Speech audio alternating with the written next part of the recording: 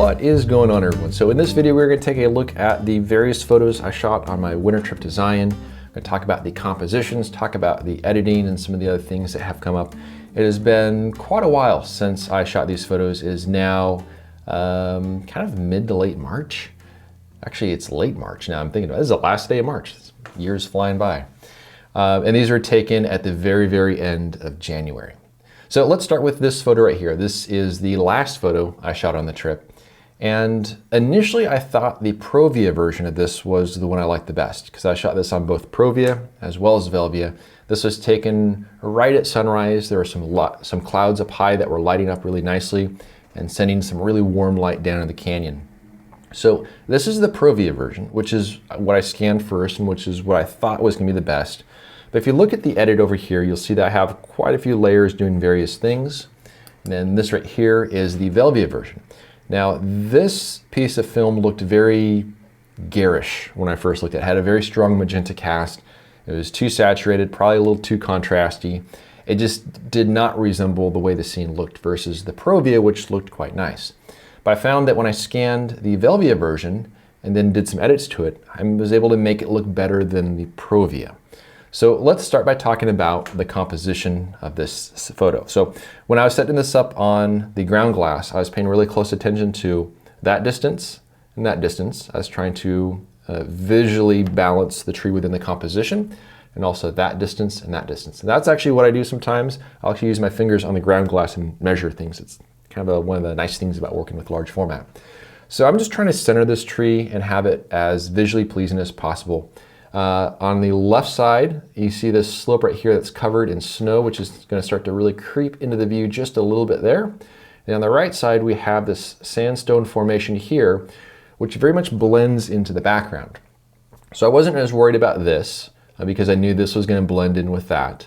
But I was worried a little bit about this. But now that I look at it, I think having that in there is no big deal. Initially, I was thinking maybe I'd crop it or something, but I think that's just fine in there. So pretty simple, pretty straightforward composition. So let's go to the Provia version and let's talk about some of the edits on that. So this is the original scan. Now this doesn't necessarily represent the way that the film looks. This is just trying to get as much information as I can from the scanner. So I scan it a little bit darker to try to maintain detail in some of the fragile highlights down in there. I did a curves adjustment and then I did a little color adjustment up there. It's very subtle. I tried to burn down this area here. I dodged the tree there, and then I darkened that area up there and did a slight increase in the saturation. So a lot of tweaks going on there.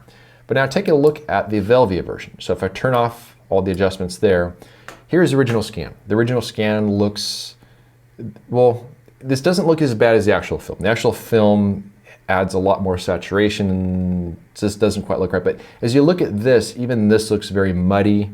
It just has a really muddy look to it. And so I didn't think much of this until I realized that one single curves adjustment does most of what I need. And so if we look at that curves adjustment, on the RGB curves, I brought up the highlight section, so the highlights down to the midtones, and also I boosted the shadows up just a little bit right there as well. Just trying to make up for the fact that I scanned the film just a little bit dark. I also did some tweaks to the color. You see the reds, I took the shadows and I moved that over here to take where basically the shadows, you reduce the red, the highlights, the red stays about the same. Because there was a magenta cast that was in the shadows, thus the muddiness. And so by pulling that down there, you help to reduce that. Greens, I boosted just the middle of the curve there. I brought that up just a little bit, which helps to reduce the magenta cast. You have to think opposite colors. Magenta and green are going to be the opposite. So you boost the greens to reduce the magenta. And then blues, looks like I took the brightest side of the curve to the blues and brought it up a little bit. So just giving a little bit of a cool rendition to here without affecting the dark tones as much. So very, very simple edit there. And then hue saturation, I did more of a hue adjustment more than anything. It's very subtle, but there it is with the layer turned off, and there it is with it turned on. So I made it where some of the yellowish tones get a little bit more red. So you get a little bit more of a natural look to that sandstone. And that's all this photo really needed. And now really what sold this one for me in terms of the Velvia being the better rendition over Provia, which again still surprises me a little bit. But if we go down to this area right here, it looks like we're zoomed into 100%. I'm gonna zoom in also to 100% on this one. I'm gonna go down to the same general region. So this is the Provia version right here. So this is the Provia one, the one I thought was gonna be the best. And I want you to take a look at sort of the tones within the grasses and stuff here. So like these mid-tone areas. And so there's the Provia, and there's the Velvia. The Velvia is far more neutral. With the Provia, you get a little bit of a weird kind of magenta cast. You'll see it within the branches here as well. Versus the Velvia is just a lot more neutral. So it looks a lot more natural. And so I was able to get rid of any of the muddiness, any of the color casts, and it just gives me better all-around image to work with. So that was one of my surprises. And I think that's also something that comes with experimenting a little bit with these photos, as well as giving it some time from the moment you capture it to the moment you edit it. And typically when you have a far more simple edit like this versus this, it really just goes to show that this was a better image to begin with. Now this right here is the exact same scene but taken the day before. And in terms of composition, this was really straightforward. I was just comparing that distance to that distance and just trying to visually have this just as pleasing as possible, just by adjusting my camera to the left and to the right to have just that perfect balance of spacing right there. And I was doing the same thing with the foreground there to the top, just trying to make sure I had enough of balance there. And quite honestly, this was a super, super simple composition. One thing I always do though, is before I set up my camera, I move through the scene to try to figure out where it should be set. The other thing I was paying close attention to was this side of the tree right here, and this right here, and then also this right here. So as I moved from left to right, you change the way that these different elements are going to align. So I want to make sure I avoid any sort of conflicts with all that stuff there. If we look at the edits, this one also did not take a heck of a lot. This was taken on Provia, and Provia is a very bland film, but it's also a very faithful film. So if I turn off all my adjustments, here's the original. Now, I scanned this just a little bit on the dark side because I didn't want to lose any highlights down in these areas, down in here or up on the snowy branches up there. So when I was doing the editing, I know I needed to brighten it up a little bit, but also I felt the color was a little sterile. I felt like it should be a little bit cooler color to it, just to give a little bit more of the wintry feel. And so this right here is the adjustment I did with curves. So if I pull that up, you'll see that I brought up more of the highlight section of the curve there. So I brought that up. And then on this side, I put another point there on the curves just to make sure that the shadows didn't get brought up too much, because I wanted to make sure I had nice contrast to that scene. And then I went to the blue curve.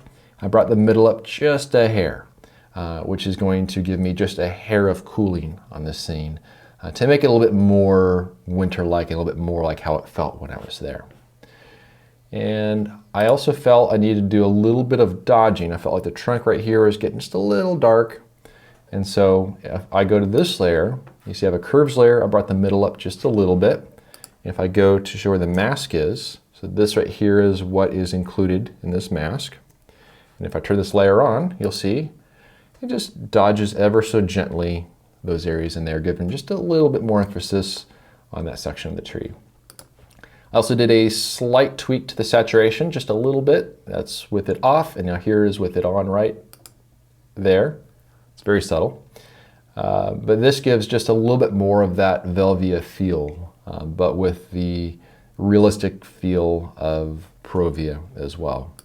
And then finally, I felt like the trees need to be just a little bit lighter. I felt like they were competing a little bit too much with the foreground, and your eye is going to go to brighter areas. So I did a little bit of dodging, and you'll see this is with it turned on, this is with it turned off. So by turning this on, it helps to give you a little bit more emphasis over the foreground, and also helps make this stand out from the background.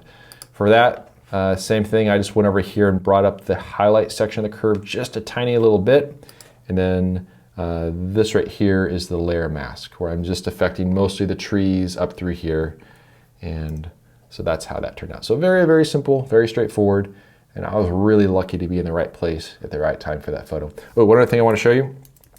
So this scene, even though I was bummed I missed it for the snow and when the atmospherics were really strong, you'll still see, if you zoom in there, there's just a little bit of snowfall in there.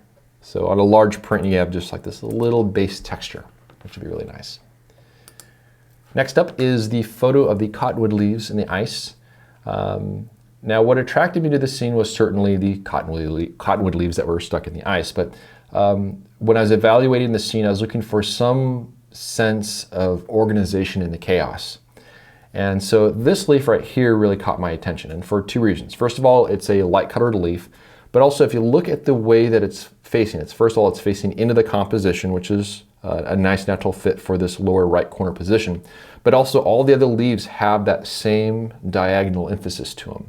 And so I knew that this leaf would help to work with this composition with the diagonal emphasis there, just to give some degree of order to the madness. This is a really fun photo to look at when you zoom in on it, because you have all these little details. You have these little ice bubbles and the leaves that are in various stages of being submerged in the ice. So this is where large format is really, really fun, especially looking at these images with a loop. In terms of the edits for this one, it's also pretty simple. So if I turn off all my adjustment layers there, here's the original scan. Now I did scan this a little bit dark. This is actually darker than the transparency would look if you look at the original transparency, because there's a little bright section of the leaf right there, as well as right there on the stem. And I was worried about blowing those areas out. So I scanned it just a little bit dark to help preserve some of those highlight areas. And then I did a curves adjustment, which takes care of most of the work. The curves adjustment, I go over here to the brighter side of the curves and just bring that up just a little bit right there.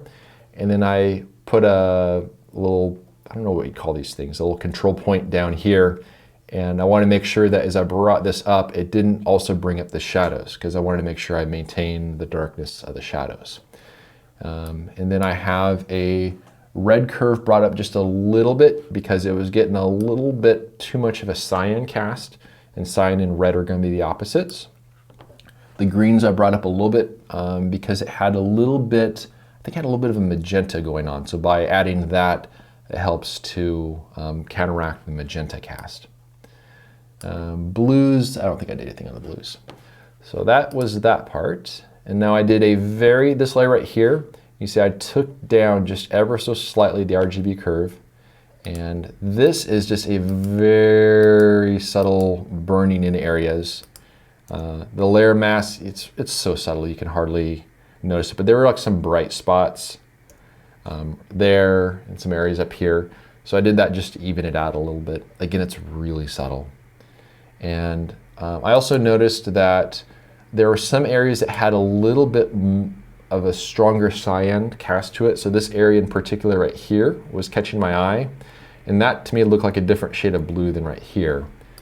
So I created a curve that has the reds are up, which will reduce the cyan.